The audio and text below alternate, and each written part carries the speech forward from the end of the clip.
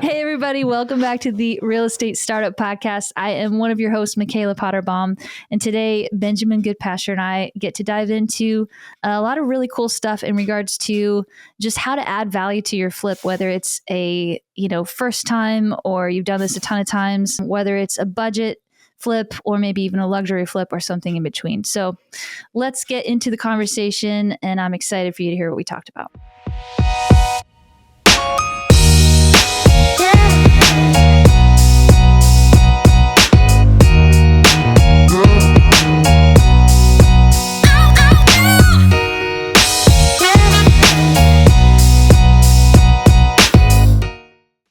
Going into this conversation, talking about our favorite value add items that you and I, choose to add to our projects, kind of the different things that are, for sure going to add value to the house. And what are the things that you would stay away from when either A, buying a house or B, flipping a house once you've already purchased it? Like, okay, I'm for sure not going to put tons of money into this because I haven't seen the ROI be what it's, it just does, it's not worth it, And if you've got a budget house, it's going to look different than a mid-grade house, and that's going to look different than a luxury house. So what would you say are some of the things that you found to be like, okay, no matter what budget the house is, I'm always going to make sure it has this?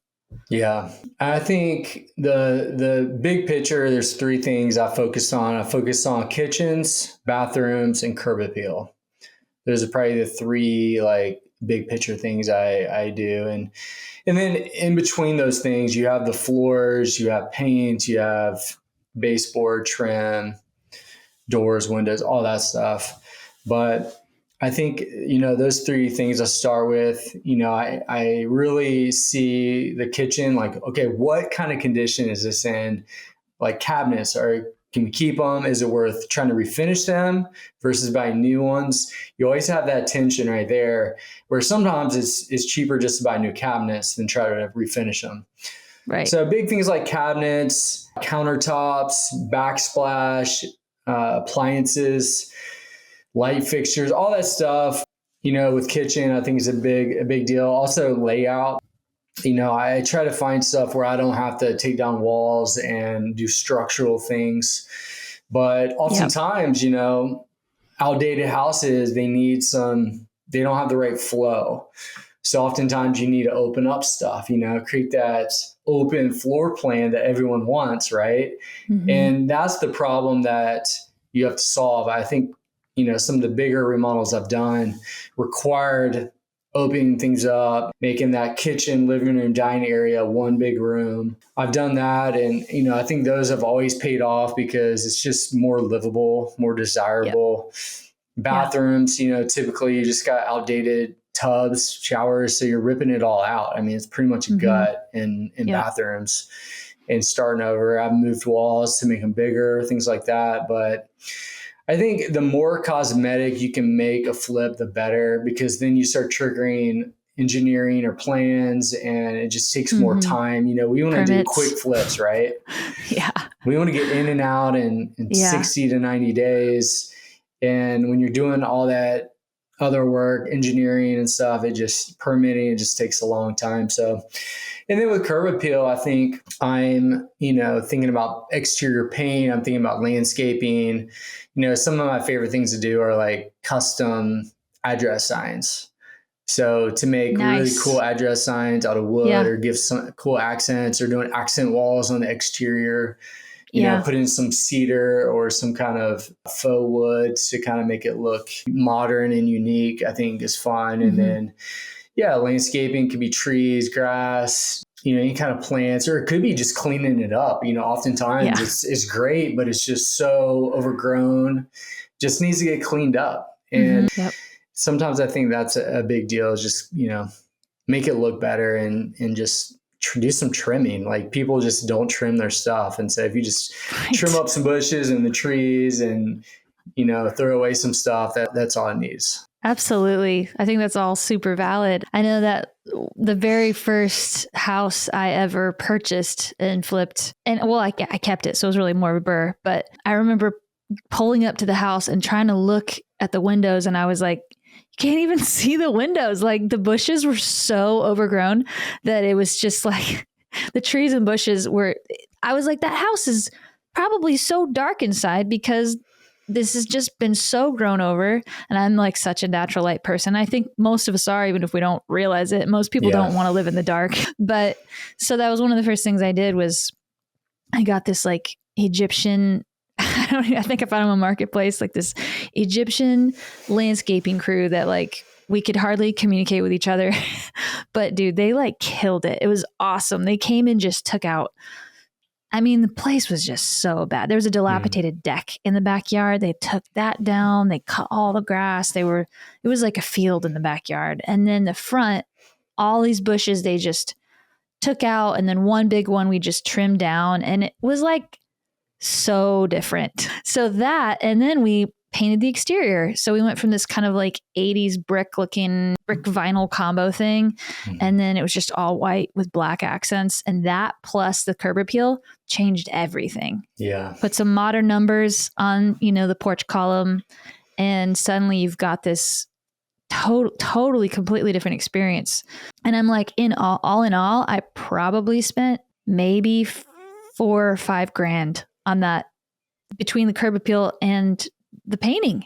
It's like the return on that is way more than $5,000, or at least I'd like to think. But so I think those really, really simple things, I love that because it doesn't cost much, Yeah. You're painting a house, you're cutting down some shrubs and cutting back some bushes and everything changes. So that's something as soon as I look at a house, I'm always like, what can I do to the yard? Like it's so fun. It's the first impression, it's the first thing you see when you drive up to the house. It is.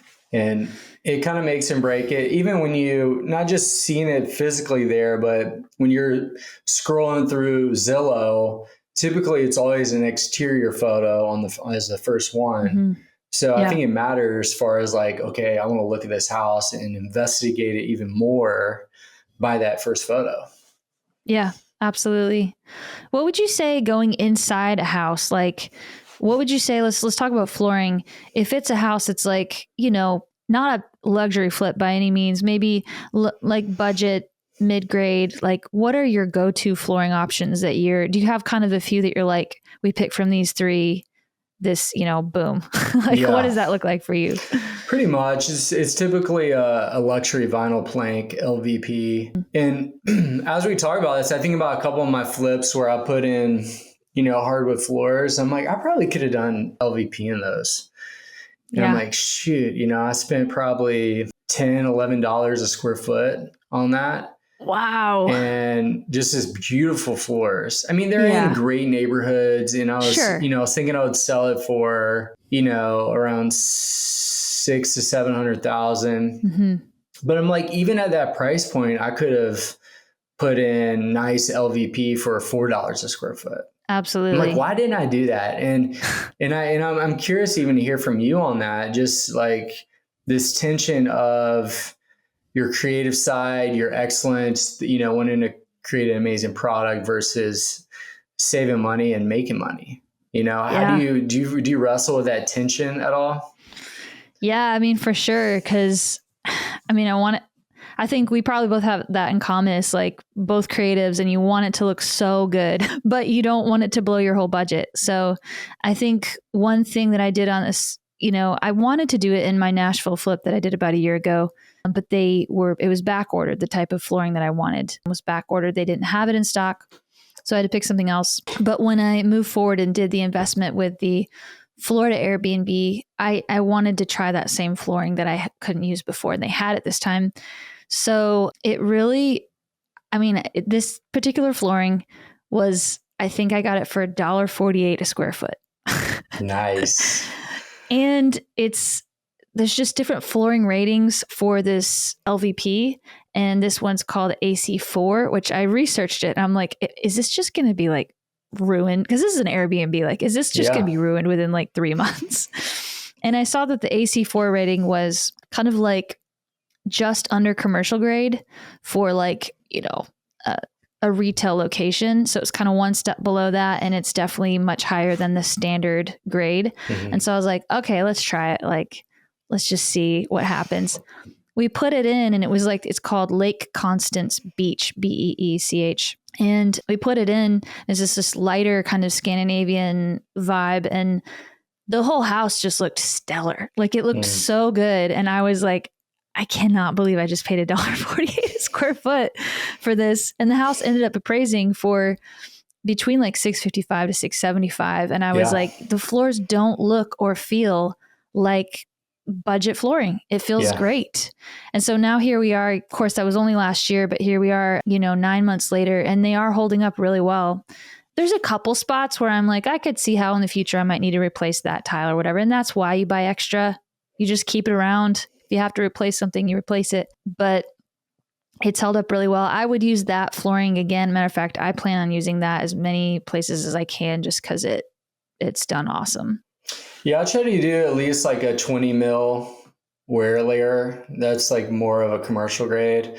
But you can still get it for, $2-3 a square foot. Totally. And you're finding, I like to find stuff with what's it called? As far as the planks, like I want to see that gap a little bit in between where it doesn't look like a sheet vinyl.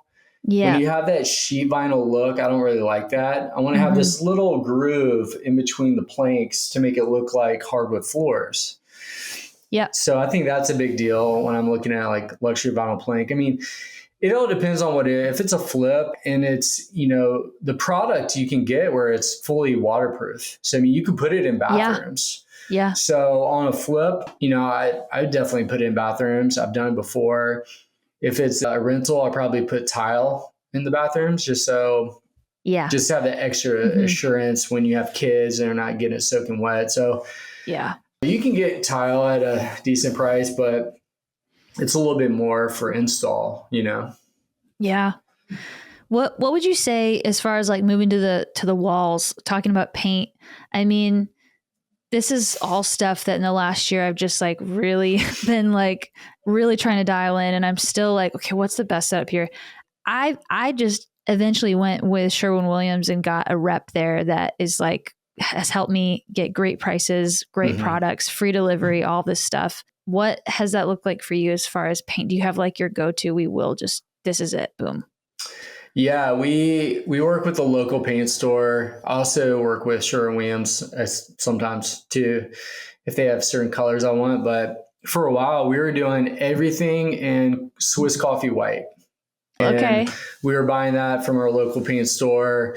They even have recycled paint that you can get for really cheap. So I was buying a lot of recycled paint and using that in apartments, much cheaper. And so using basically the same paint everywhere. So I know like if I need to touch up something, it's the same paint. In apartments, I was even doing like literally everything the same as far as the base, the trim, the ceiling, all the same. In houses that are a little bit nicer, I'll do like a semi-gloss on doors and base just so you can clean it. And then doing like a satin eggshell on the walls. I mean, I think flat paint looks better on the ceiling.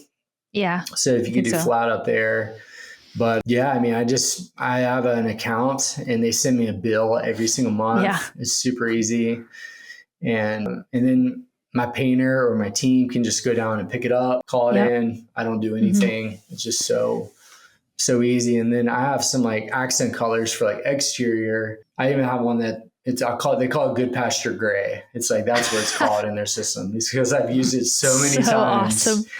Goals. I've got my own color, which is this gray color. We've painted a lot of houses that color. So it's kind of fun. So tell me about that. Is that something you actually formulated? Like you took a specific color and you're like, let's add a little bit more white to it. Is it kind of like that? Yeah, we created this color we like, that's just gray. It's kind of a charcoal gray that we love and tweaked it. And then they named it after me. And so that's so cool. I mean, that's cooler than a street sign, Benjamin. I think so. I mean, it's like having a sandwich at the local deli. Yeah. But I'm at the paint store. They got a paint color they like. So that's next level. If I ever flip a house in Reading, I'm going to be like, I'll take the Good Pasture Gray. Pasture Gray.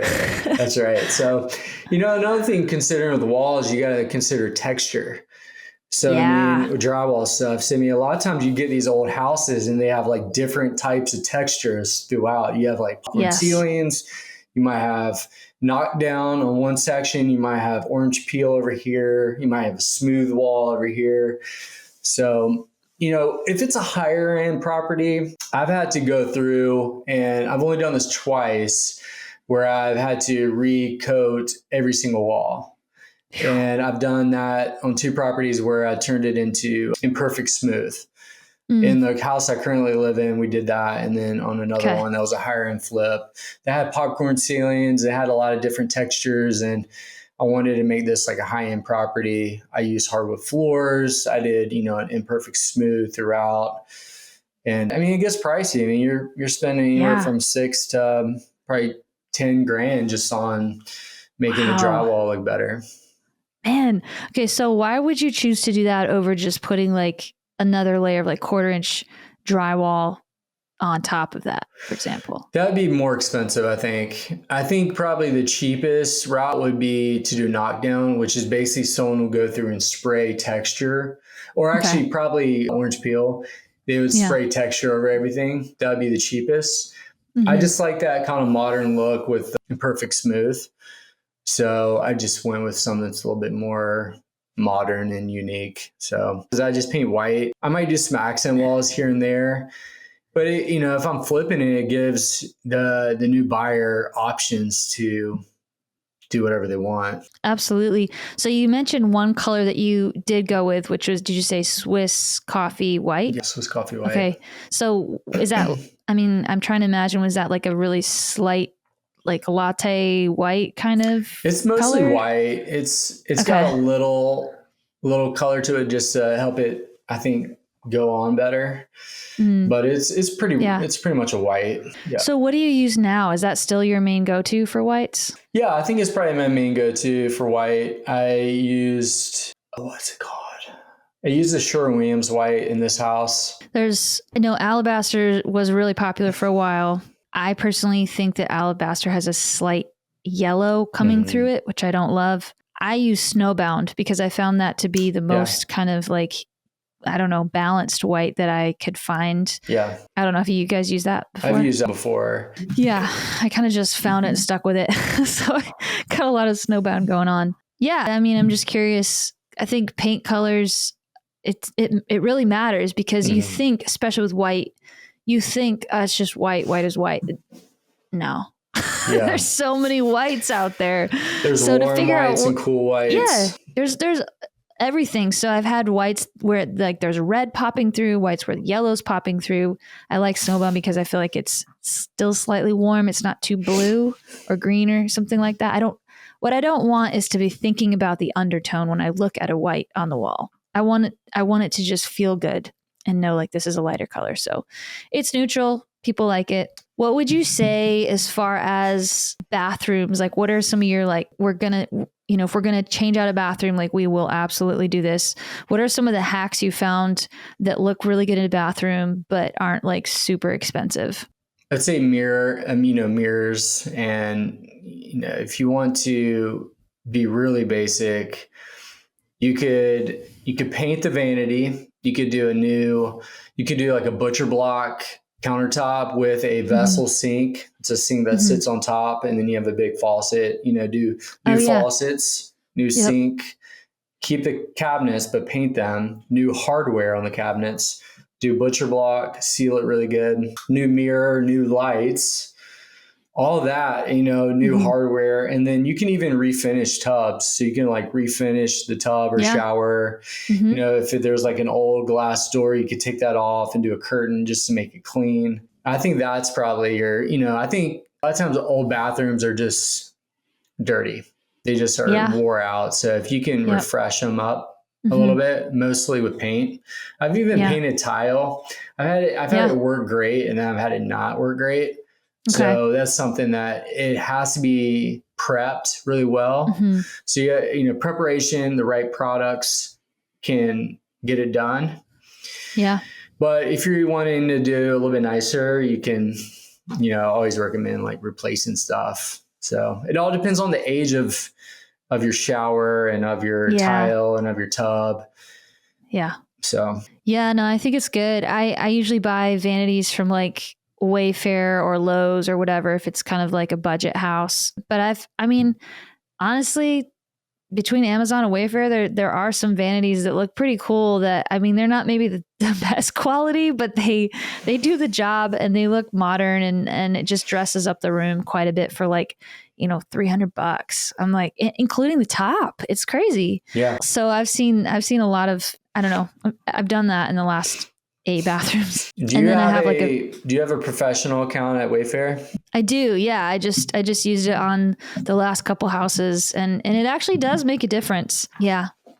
So I don't know. Yeah. Talking about accounts, like you can get professional accounts at Wayfair, places like Sherwin-Williams, Lowe's, Home Depot, all these places you can sign up for free without having to prove all of this crazy stuff. I mean, there are some things you need to prove. You need to make sure you have a business, like a legal business happening for some of those, but the discounts do add up, and especially places like Lowe's and Home Depot, you just it all adds up. Oh yeah. You It know, really you spent does. $30,000 and next thing you know, they gave you free Mountain Dew and Free lunch. free lunch. Oh, I man. like Wayfair. I work with a guy with a sales rep, and we'll send him what we want, and then he'll send us a custom invoice. Cool. Yeah. I still think there's so much in that area that I haven't even really like looked into as much as I need to. So that's good feedback. I always like negotiate stuff at Lowe's. Yeah. Same. So that's where we primarily go now. Yeah. Over same. Home Depot. So yeah, it's good. It's good.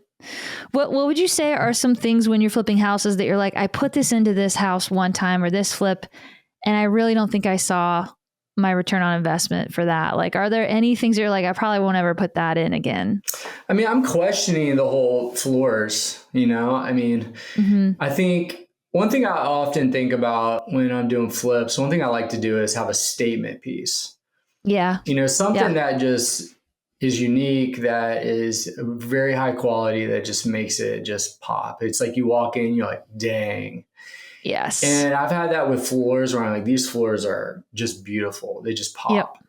I've had that with like custom oven hoods. I've done that where you create this awesome hood in the kitchen, or you have a really cool island, maybe with a waterfall. I've done it with like the front door, like a really amazing front door. I think doing something that pops is really unique, or give it something that's different from the rest. It could be one thing. It could be like on a farmhouse, I might have installed a Dutch door. Like, this is really cool. Yeah. Dutch doors are really fun. Yeah. They cost a little bit more, but they give that extra wow factor. You're like, whoa, like I've got a Dutch door in my house. Yeah. So I think about those things. But as far as just kind of regrets and thinking, oh man, I'm not getting a return on that. I mean, there's things that you do that you just have to do it, like fixing dry rot or, a new roof. It's the worst. I guess I had to spend that money. But that's different. You like have to do that. That's so different than like a statement piece that is fun to spend money on. It is, it's like, okay, I've got to fix all this dry rot. I got to treat some termite infestation. And you're like, I'm not really getting a return on that, but it's also, there is a kind of return, a psychological return when a home buyer, there's no Section 1 work on a pest report. That you can say, hey, I fixed all this stuff on the pest report. That gives a buyer confidence that you're taking care of the little things that, that aren't as sexy, quite like, a kitchen might look with a new countertop. So I think that's a thing. I'm trying to think what else that, I think the floors are the biggest thing that come to mind of like, okay, I probably could have done cheaper floors that would have looked just as good, probably. Maybe not. Well, they would have looked good. Close. They would have looked maybe. Good, not as good. Right. Yeah. And, I think this house I'm in now, I think I probably overspent on little things like hardware. I'm like, I want extremely nice hardware. And I can think of another house where I'm like, I want these lights that are, I don't know if you heard of Schoolhouse. I haven't. It's out of Portland, Oregon. It's like a boutique light shop that have these gorgeous lights, and they're so expensive. And I'm like, I put those throughout the house. And I'm like, you know what? I didn't need to do that. Well, at the time you're like, I'm going to have schoolhouse. I will do this. Yeah. It's going to look, it's going to resell so well. And you're like, nobody really no one cares or notices. Yeah. I should have went with all modern with, which is, that's still beautiful. Yeah. Yeah. It's still great. So I think lights, fixtures, hardware, I probably have overspent a couple times doing that stuff, and then the floors. What about you? Is there well, anything it's funny. Well, I think I'm just kind of on the opposite side of the spectrum where I'm like, I am trying to learn to spend more money on my flips because I've been just trying to do them so cheap, like as low cost as possible, just because, I mean, getting started just over a year ago, I was like, I can't like blow these budgets, and I don't want to have huge budgets because then my hard money cost goes up, everything goes up. So I just was trying to bootstrap as much of it as I could, maybe bootleg it too. I don't know. But, like I have a friend here in the area who her and her husband build luxury tiny houses, and they are interior designers and realtors, and they kind of just do everything, but they do a lot of their work in this really high end neighborhood here in the Franklin area. And so one day she was like, hey, look at this hardware I just got, on sale at this one place that I don't know where she found it. I'm like, I have no idea what you're talking about. I don't know that brand. I don't know. Like, it's all new to me because I'm the girl that's been going to like Lowe's, yeah, Amazon. Amazon and Wayfair and Lowe's. Like between those three, I'm pretty much covered the whole house. And it, I'm not doing these, multi-million dollar houses. If I were doing that, I wouldn't even go to Amazon. Like it's just a totally different type of house. Yeah. And so you got to, just thinking about what is this house going to be worth later? Because if you are selling a luxury house, you may have a realtor come back through later who will look at all of the hardware and look at the lights. And those are all things you can put in your, assessment for your appraisal. Those are all things you can put in your listing, and the right people will understand what those products are. Yeah. And they can explain it to your client. Even if the client doesn't know, maybe the realtor can explain, okay, hey, this actually has schoolhouse lights, guys. You are going to want this house. Restoration hardware, furniture, exactly. All of that. Yeah. In the Florida house, I did make my statement piece for the big open living room kitchen was one hanging ceramic light over the dining room table from Rejuvenation. And to me, I was like splurging, I spent like $400 on that light, and I was like, this is crazy. I've never done that before. Cause I like, almost, very similar style hanging pendants above the counter 20 feet away was like Amazon. Yeah. And they look fine. But now in that house, you would never know which one is Amazon and which one is Rejuvenation.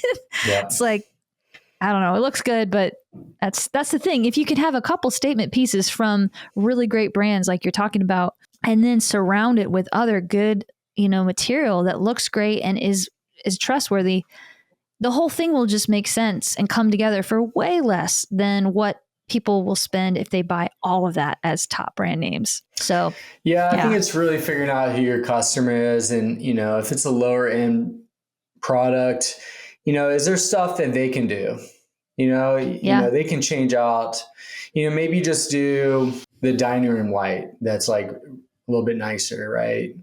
What lights are accents that can be like, okay, I'm going to spend maybe a couple $100 here, but I'm going to keep the rest. Mm-hmm. But I think you're right. I think the more, it's all about the numbers. Like the more money you can save, with the renovation, the more money you make. But you also want to have a good product, and you have a reputation. Like if you start flipping a lot of houses, let's say you flip houses and people are not happy with their product after they buy it. It's like all things are failing or breaking. Then that could hurt your name. So, that's something to think about if you're actually thinking of volume and scale, and you're going to do more than just one flip. You got to think about like the experience that the customer is going to have. I know a buddy that, he would cut corners. And I remember hearing like negative things about him from homeowners. They're like, man, like he cut corners here, cut corners there, and to save money, he made more money from it, but the buyer's like not happy and they're having to put more money into it. Man, and that's one thing that speaks to kind of the accountability of buying and selling in a small town. Yeah. Where the community kind of is very regularly all connected. Yeah. I think in a bigger city, you can kind of get away with just being in and out, and there's less connection. Yeah. But once you start to network and build trust with other investors, that is a great point. You've got investor A selling a house to investor B, and then you've got home buyer here who actually goes to church with someone over here. And if you're not careful, it really could come back around if you just didn't do something well and try to cut corners like that. So that's really, really great feedback. I mean, just even yesterday, I went out and looked at a flip for somebody else who's potentially buying it from another investor in the community. And so I'm on the phone with one investor. We can't find the key to get in. And the other investor's like, it's like a whole thing. And I just realized, I'm like, this kind of speaks to what you're saying. Like, if something's not right from the previous person and they pass it on to the next person, like it can get a little bit tricky. Yeah. So just doing your best the first round as best as you can to make sure whatever you're building and making is being passed on with integrity as much as possible. I think it's just a great reminder. Yeah. In community, especially. So, I mean, we want to do that anyway. Like, whatever the thing is we're creating, like we want to do it in a way that's like, integral and worth passing on without question. But every once in a while, it feels really good to save $10,000, so it's like just keeping that tension, like really riding that wave with honor and all of that. So it all adds up because you have so many different expenses into a home. So if you could save $1,000 10 times or 20 times, yep. I mean, it starts to really compound.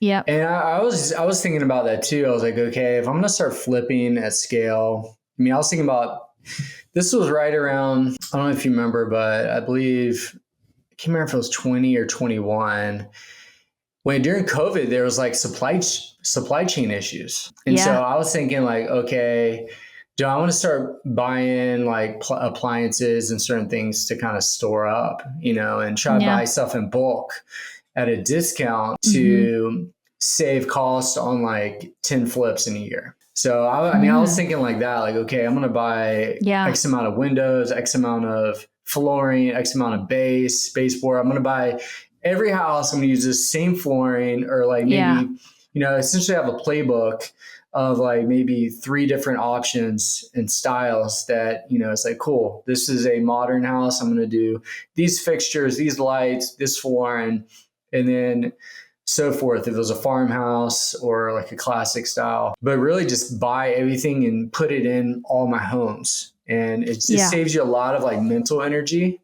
of making decisions. And just, if you can buy things in bulk and save money, you can spread that savings along multiple flips.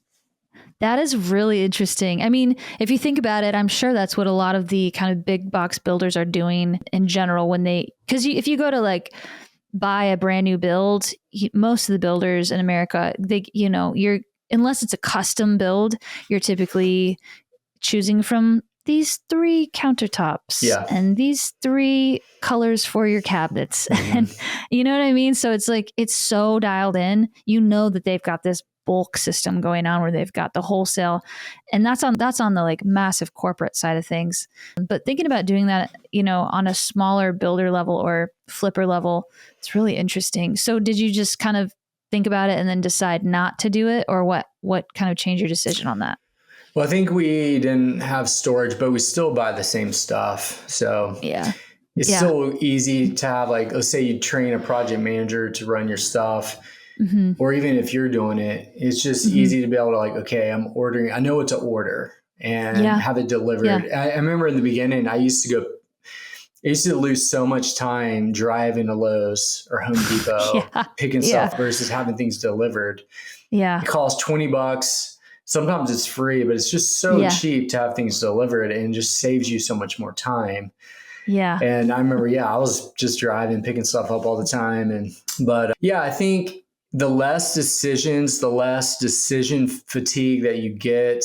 Yes. Obviously your first two flips, your couple flips, you're figuring it out. I think there's this like romantic thing of where you want to come in and customize everything and make it so unique.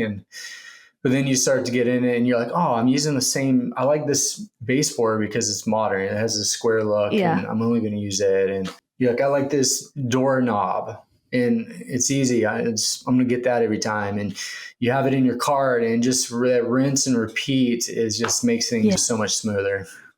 No, absolutely.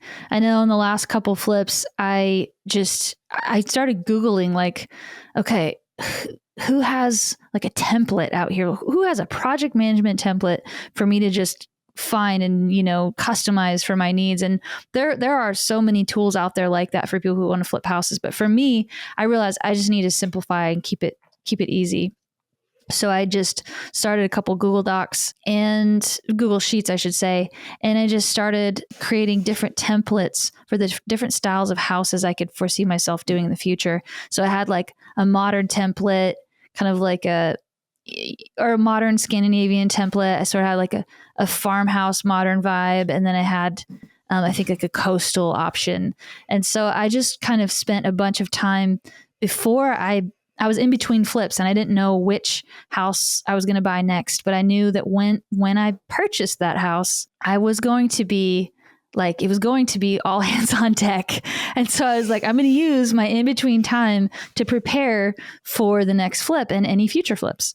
So I created these templates inside of Google Sheets where I just went through all of my favorite, decently well-priced interior design websites or supply websites, such as, the big box stores, Lowe's, Home Depot, and then like Wayfair and Amazon. Mm-hmm. And I just went through room by room by room and took every supply I could think, every material item that I could foresee needing, and putting it in this spreadsheet, putting the price that I could see it for, and putting the item number, because that is one of the most helpful things you can have on hand when it comes time to order online. If you have the item number, most of these apps or companies can simply just like load up your cart and you're out the gate so much faster than just like searching for that item every single time. So I did that, and now I have this template that I can always go back to every time I do flip, because I know exactly what I bought last time. And those are the simple things where at first I just didn't think about it. I was like, oh, I'm just going to go to the store. I'm going to drive to the store. I'm going to pick it out and I'm going to get it. And I'll just keep going back until I have everything I need. Yeah. Man, that is one way to get burnt out so fast. Yep. So finding out what ways you can be, the most efficient, whether it's you or your project manager or your contractor, get your items, put it somewhere where you can template it out, copy and paste your system, and then just go for it. Yeah, but you kind of have to learn by that way, right? You have to, it's nice to go down there, but I think if you knew some of these things, like if you could have a checklist, right? And even though you might be going to Home Depot, at least like, I feel like women who want to flip, they have a design background probably. It's like, okay, I'm going to go down. I'm going to go look at the carpet. I'm going to go look at the flooring. I'm going to go look at the tile. I want to touch it, see it. I want to feel it. Smell it. Know. Like just get all the juice out. That was me and my mom last week. We literally went to the carpet. We're like feeling all the carpets. Yeah. So you got to do it. You do need to do it, but you don't need to do it every time. You just need to do it. I think if you could do it one time with a checklist where you might be in there for 3 hours or something, or you maybe take a trip to, like, what is it? Is it Floor and Decor? Yeah. Floor and Decor. Yeah. You can get really good prices on flooring and stuff. Yeah. You just go, and hopefully you don't have to go many times. Just like go once. Yeah. And figure it out. Yeah. You did nail it on the head. I think especially women are like, let's go just look at it all. Yeah. It's kind of an experience. It is, and it's therapeutic. And I know that's not just women, men too, but I do think that we as women enjoy that process of just like the aesthetics and all of that. So, I mean, and I don't know what it's like for you, but at this point, because of all the trips into the big box stores of Home Depot and Lowe's, whenever I walk, it doesn't matter if I'm doing a flip or not. Whenever I walk in the doors of a Home Depot or Lowe's, my heart has butterflies. I can feel this feeling inside that is like, oh my gosh, possibility. And I finally recognized it one day. I walked in and was like, why do I feel so like at home and like happy? It's like in the middle of the flip, it's the last place I want to be. I don't want to go back to Lowe's. But as soon as the project ends and I step foot back into like, go get some random item that's just a regular Lowe's trip, I'm like, oh my gosh, I'm home. This place is so familiar. I don't know if I'm just weird like that, but. Well, yeah, I think when you're like in it and you're just making a run to get some nails and some caulk, you're like, you're just hustling, you're just grinding, and you got to buy more plywood and you're just working your butt off. It's different than, I think I went to Lowe's recently for the first time, and I don't know, it might've been a year or longer. It's been a while. It's been a long time. And I just remember feeling like kind of excited to see what they had. Like, is there anything new here? Any new tools? My old friend. Yeah, like old friend. Yeah. You know, what kind of new things can I find here today? So it was actually enjoyable. That's so great. Man, well, is there anything else that you can think of that would be good to kind of pass on as far as things that you would consider a necessity when it comes to doing a flip, no matter your budget? Mm-hmm. Just say, I mean, you mentioned front doors. I would say I try to change out doors every flip because of the curb appeal for even a cheaper new door is so great. Yeah. And I put like address numbers, mailboxes, things like that can be on the lower budget, but also just give a nice personal touch. You know, Etsy has a lot of really cool address signs that you can get made that are really unique. They have, you know, maybe a wood background with black modern letters or whatever. There's a lot of cool things you could do there. What about recessed lighting? Do you do that in like everything? As I kind of put it in everything now, because it just changes the whole look and feel of a place. No, not actually. I really like those pancake lights that are, you know, only about this big. I got one like right there actually. You know, if it's a nice house and there's no lighting, I will put recessed can lights. But, you know, honestly, like I feel like we don't use those lights as much. Like my wife loves lamps, accent lights. Yeah, and so that is very cozy. You know, sconces, like those, I think actually create a better mood in a room, atmosphere. Yeah. So, you know, you need the overhead lights for certain times at night, but in general, they don't get used as much. I find that one of the big things I like personally, I don't think you need it in all the flips, but I really like dimmers. I like putting stuff on dimmers because it's not so bright and intense. Yeah. So yeah, no, I totally agree. If I'm going to do any form of recessed lighting, they're always going to be on a dimmer, just because I don't care if it's a kitchen or where, but the ability to bring that down. I'm so like Kylie, I'm so not like a full bright light person. It's all about like the side lighting, the accent lighting, but it is really nice to have overhead lighting that you can just turn down and just feel like it's just so much more cozy and pleasing, I think. What about you? Is there anything else that you want to add? Well, I love the pancake lights that you just mentioned. I do those. I do recessed lighting and pancake lights now in pretty much every flip. Like I don't stress about crazy overhead lighting unless it's like some sort of statement piece like we were talking about earlier. And it just feels clean and nice. Pancake lights are like so cheap. They look good. Yeah. You don't have to put it inside up in the sheetrock. It's just on top. If you have access to a light, you can put that anywhere. But yeah, I mean, I think the flooring, the recessed lighting, front door, you know, decent vanities. I like to do backsplash in every kitchen. I think that really adds a great, well, it's also just, I think, better for your walls than everything splashing on. Yeah. Just your walls bare. Save your walls. Yeah. And I like to spend a little bit more on backsplash just because I think it is kind of a statement piece for a kitchen. Not like tons, but just more than the 15-cent cheap tiles that you can get anywhere. So Yep. yeah, I mean, we could probably go on and do more of these, but I feel like we hit on some good stuff today. Yeah. Any other thoughts about all this? No, I think we nailed it all. I think it just depends where you're at in the journey. I think the more systems, structure, things you can have in place, it just saves you time, and you realize that time is the most important part of this thing. Is you can just spend so much time on it, and if you get saved time, you make more money. Yes, that's right. And everything just is a little bit better, or a lot more better.